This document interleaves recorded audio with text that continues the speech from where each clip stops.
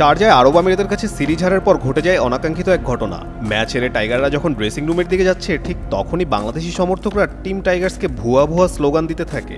আর এতেই মেজাজ হারিয়ে বসেন tiger cricketer Shamim Patwari. Match হারার পর বাকি বাংলাদেশি ক্রিকেটাররা যখন ড্রেসিং রুমের পথে, ঠিক তখনই দর্শকদের স্লোগান দেখে পাল্টা জবাব দিয়ে বাকবিতণ্ডায় জড়িয়ে পড়েন শামীম। এ সময় শামীমের শরীরী ভাষা দেখে মনে হচ্ছিল পারলে সামনে এসে কথাগুলো বলো। যদিও পরে পেসার তানজিম সাকিব ব্যাপারটিতে হস্তক্ষেপ করে পুরো বিষয়টি নিয়ন্ত্রণে আনেন এবং শামীমকে দ্রুত ড্রেসিং রুমের দিকে নিয়ে যান। মূলত আরব আমিরাতের কাছে সিরিজ হারে হতাশ প্রবাসী বাংলাদেশি সমর্থকরা, তাই আবেগের বশে কিছু কথা শুনিয়ে বসেন বাংলাদেশি ক্রিকেটারদের। তবে সিরিজ হেরে কথাগুলো শোনা কি খুব একটা অযৌক্তিক? কেননা এমন একটা দলের কাছে বাংলাদেশ সিরিজ হেরেছে যারা কিছুদিন আগে সৌদির কাছে ম্যাচ হেরেছিল। ওয়ালটন আবারও মিলিনিয়ার অফারে ওয়ালটন ফ্রিজ কিনে আপনিও হয়ে যেতে পারেন মিলিয়নিয়ার।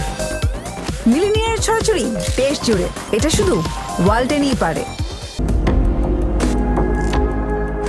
এই সিরিজে বাংলাদেশ দলের পাশাপাশি হতাশ করেছে ব্যাটার শামীম পাটোয়ারিও, কেননা তিনি যে মার্কাটারি ব্যাটিংয়ের জন্য পরিচিত তার ছিটে ফোটাও দেখা যায়নি আমিরাত সিরিজে। প্রথম ম্যাচে করেন 6 রান, দ্বিতীয় ম্যাচে 5 বল খেলে 6 রান করে অপরাজিত থাকেন এবং সিরিজ নির্ধারণী ম্যাচে 12 বল খেলে 9 রান করেন। এই সিরিজ মূলত প্রস্তুতির উপলক্ষ হলেও ফলাফল এসেছে চরম অস্বস্তির।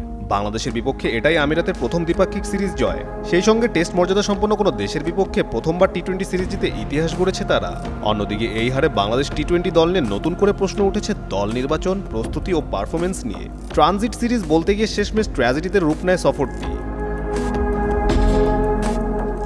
কাজী সাকলাইন আহমেদ, যুগান্তর স্পোর্টস।